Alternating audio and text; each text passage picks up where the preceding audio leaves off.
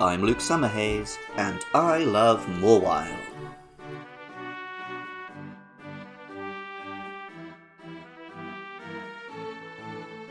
Among Japanese horror stories, one of the most enduring and ubiquitous yokai is the Futakuchi Onna.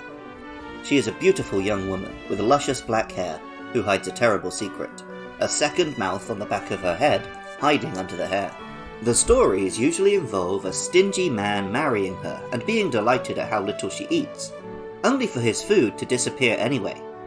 Eventually he is horrified to find her in the pantry, her hair moving like tentacles, shoving grub into the grimacing fanged mouth on the back of her head. The Futakuchi Onna is always a woman with a terrible curse, though that curse's origins vary. Sometimes the mouth develops just because the woman starves herself. Sometimes their head was cut open by her husband's axe. Other times she is haunted by the spirits of the stepchildren she didn't feed.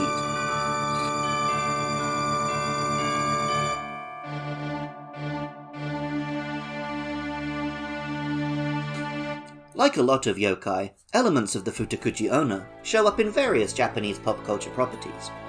The prehensile hair is obviously on display in Bayonetta and Twintail from ARMS, while various anime and horror stories feature scary extra mouths.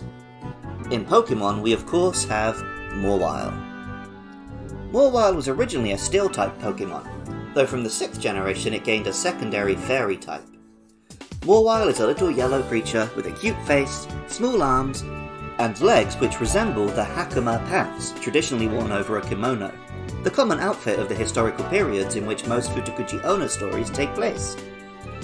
On the back of Mawile's head is its defining feature, an enormous monstrous mouth which combines the secret mouth with the animated hair to create one terrible appendage. Pokémon Sapphire tells us, "Don't be taken by this Pokémon's cute face. It's very dangerous." Mawile fools the foe into letting down its guard, then chomps down with its massive jaws. The still jaws are really horns that have been transformed. And Pokémon Ultra Moon gives us a slightly lighter answer, telling us, it has 2 mouths. The big jaws on the back of its head can't taste anything, so that's the mouth it uses to eat foods it doesn't like. The name Mawile combines maw, referring to the big gaping mouth that intends for its prey to fall into, and wile, referring to its tricksy, wily nature. The Japanese name is Kuchit, taking the kuchi from Futakuchi Onna and combining it with eat. For the first 3 generations of its existence, Mawile didn't make much of a splash competitively.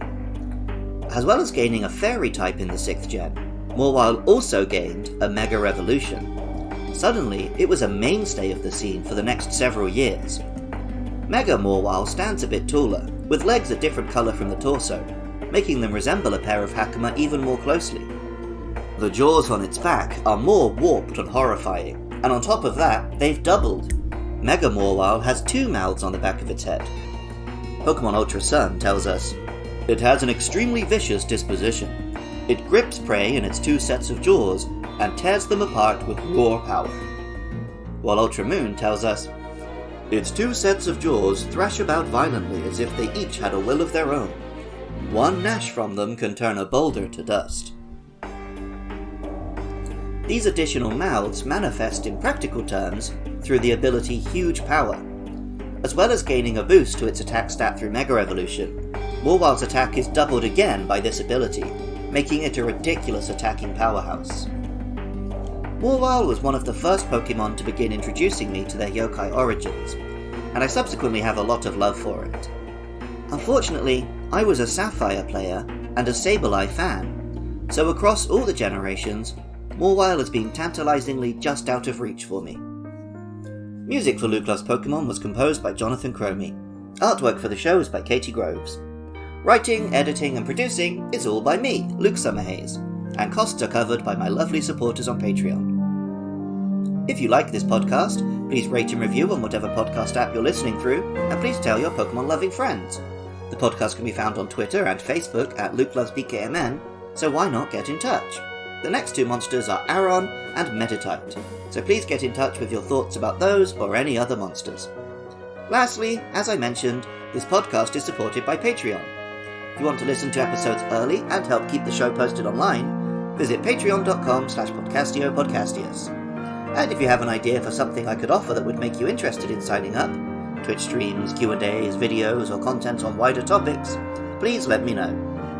And even if you don't feel like doing any of that, thank you so much just for listening. I love Mawile, and remember, I love you too.